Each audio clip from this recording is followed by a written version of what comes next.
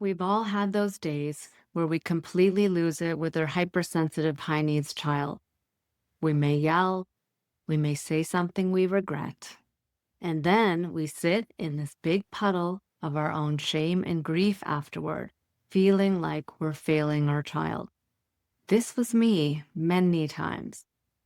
And I often wondered, will I ever change? Will this ever change? Will I ever become the regulated mother that my son so desperately needs? If you've ever felt that too, then this episode is for you because we're talking about rupture today. And that is those messy, painful parenting moments that we try so hard to avoid or to fix. But what if rupture isn't failure? What if it's actually a necessary part of your healing journey, not just as a mother, but as a human? That's what I want to explore with you today, this deeper meaning behind ruptures and what they are here to teach you. So I remember this one day where I woke up with a deep heaviness in my heart and my body, okay? The feeling that I've come to recognize very well. It's the kind of emotional and physical hangover that arrives after a rupture. The kind where everything felt too much the day before and I lost it. I yelled at my son, I said things I regret, and then I cried because I felt so depleted, like I couldn't meet my own needs on that day, and nor could I meet his needs. And the thing is, that day I was sleep deprived. My stomach was hurting. And underneath that, all these old trauma patterns were being stirred up. And in that moment, when I lost it, I just could not tolerate his activation anymore and his deep need for me to be okay because I wasn't okay, not in my mind and not in my body. And so this is one of the hardest parts of parenting a hypersensitive high needs child or a PDA autistic child and my child who is PDA autistic with OCD, so pretty complex needs. So our children, their nervous systems are just overwhelmed by the world and they just need you to be okay to handle their overwhelm. But sometimes their experience overwhelms your nervous system, especially if you're not feeling well that day. And the reality is that you're constantly activated by their activation because our nervous systems are designed to activate when our kids activate. But on top of this, your own history, your trauma, your unmet needs, your pain gets triggered too and adds to this load of triggering. So when a rupture happens, when you yell or break or shut down, right, and you have that break in connection with your child, it's really not just about what's happening in that moment with your child. It's about all these other things getting triggered along with it, right? And it can be also this double hit of this cascade of feelings that erupt afterwards, too. So, first, the hopelessness about how to care for yourself and meet your own needs and still care for your child. Okay, so that could be a real challenge.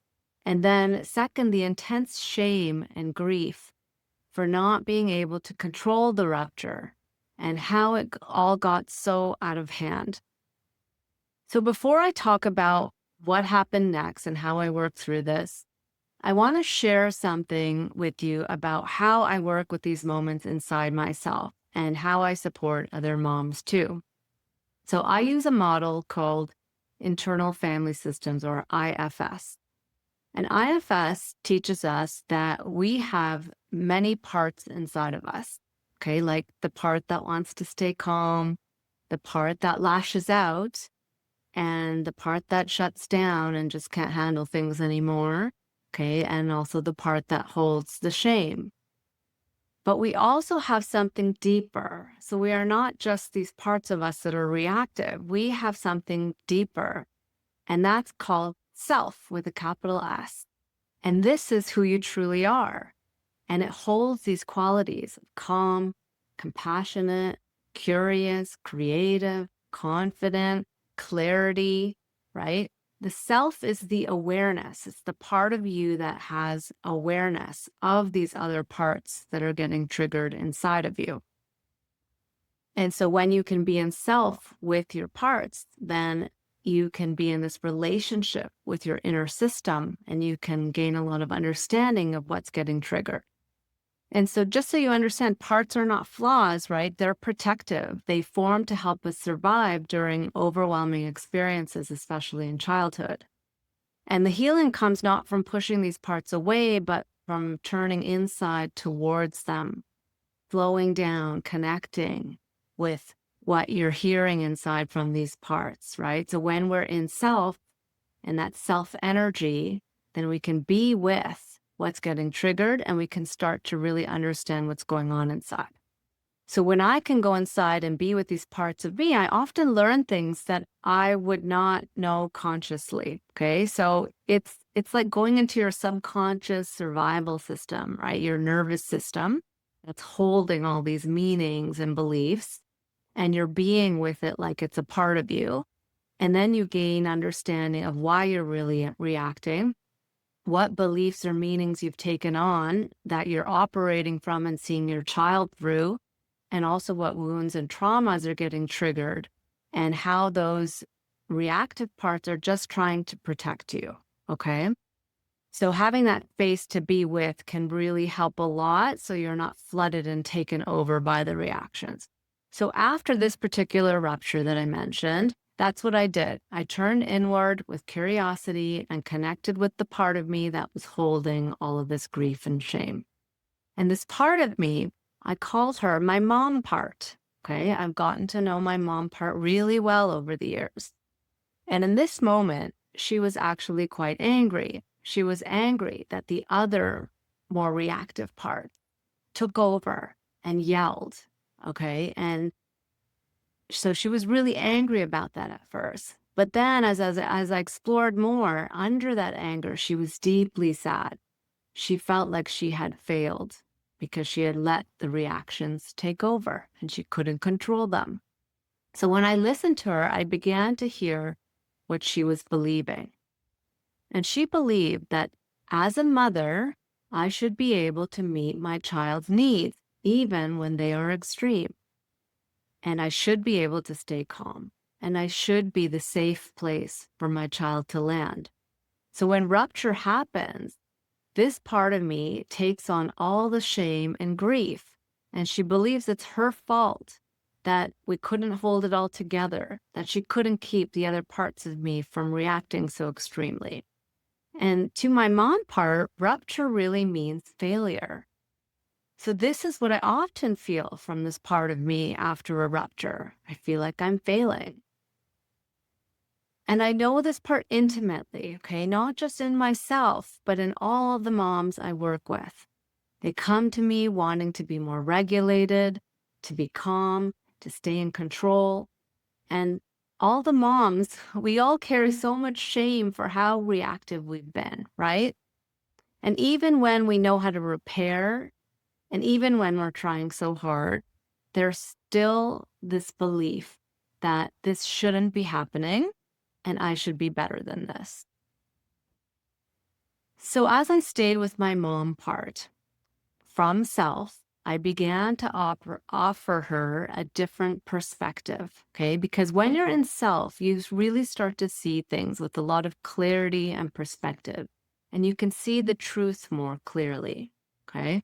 So from self, being with this part of me, I offered her a new way of thinking about rupture. I asked, what if rupture isn't a mistake? Okay, what if rupture is a necessary path? And it's part of this necessary part of the path, right? Of this journey we are on with our kids. And what if it's rupture that brings our wounds to the surface, right? Shows us where we need to heal. What if it's rupture that finally shows us the limiting beliefs and the unmet needs and the pain that's been stored inside for so long and that needs healing? And from a soul level, from my true self, I truly believe that rupture is not a mistake.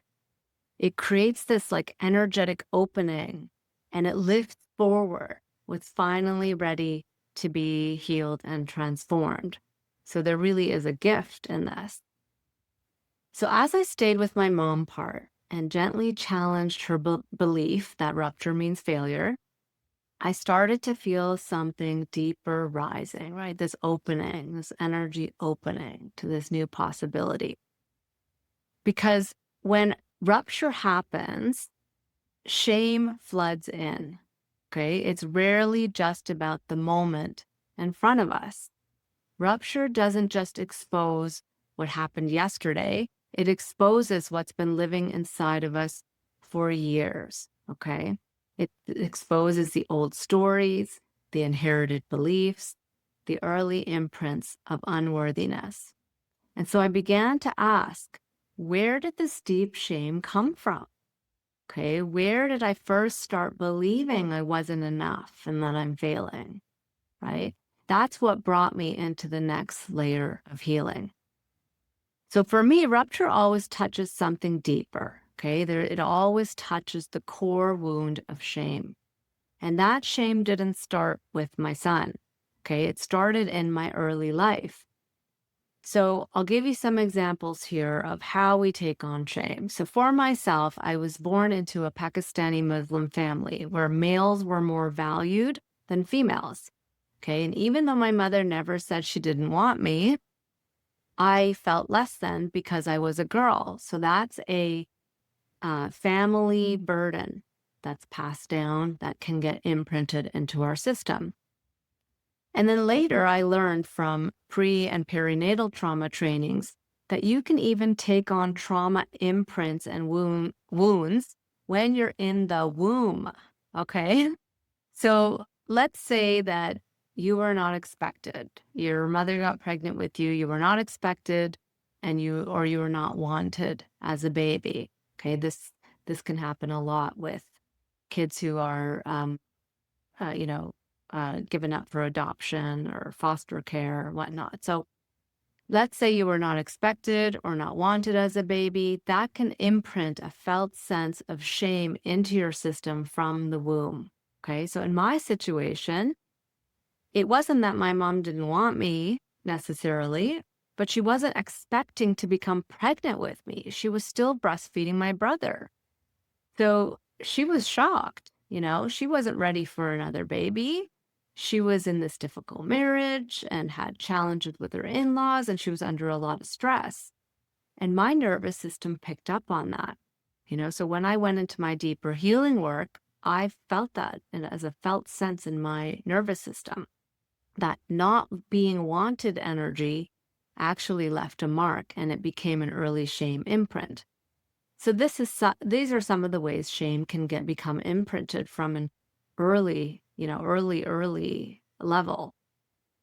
And but this is so important to understand too, okay? This next point I'm going to make, that trauma and how we imprint things, right? How we take things into our system.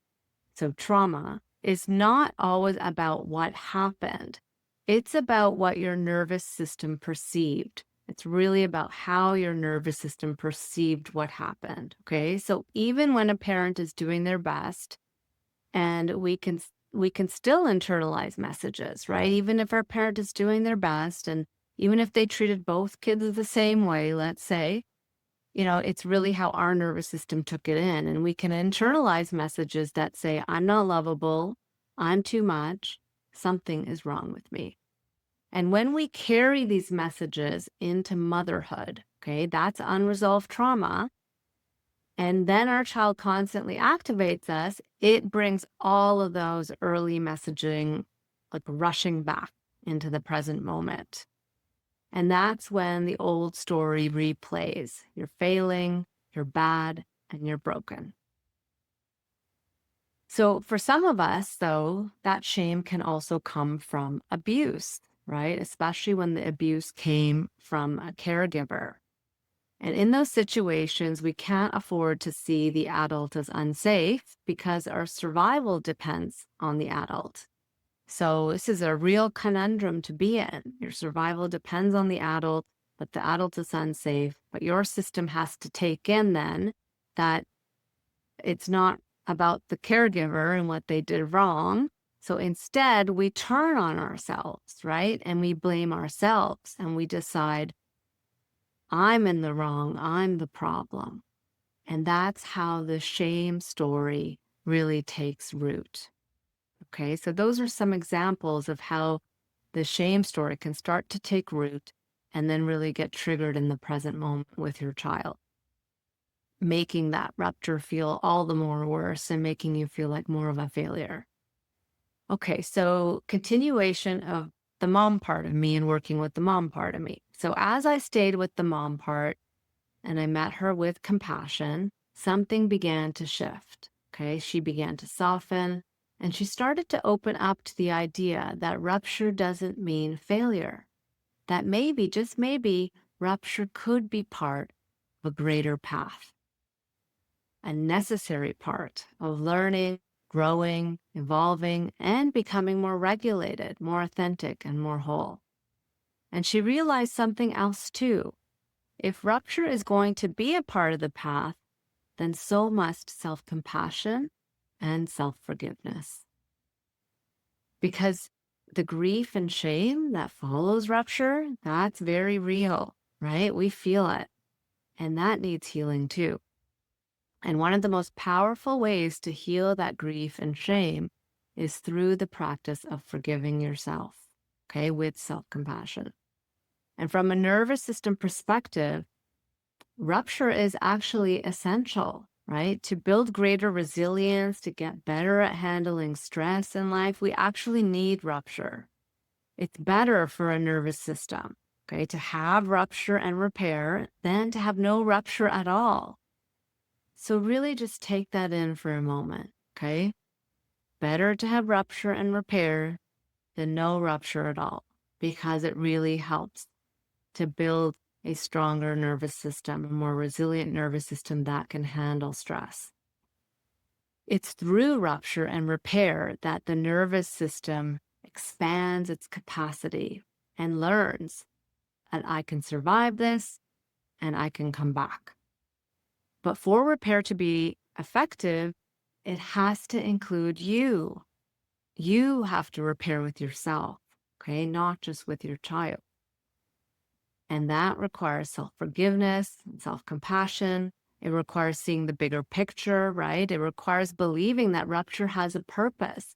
It's here to help you to heal and to grow.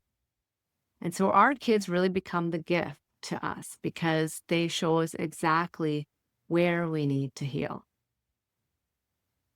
So I want to leave you with 4 invitations to reframe rupture in your mind and body. Okay, number 1, rupture doesn't mean failure. It can be your greatest teacher. It's actually a catalyst for deeper awareness, learning, and growth, and the return to your truest, most regulated self. Number 2, rupture reveals your shame wounds. It's not about being a bad mom. It's about showing where you carry the old pain that's asking to be healed. Number 3, self-compassion and self-forgiveness are a necessary part of the path. Okay, you are worthy of your own love.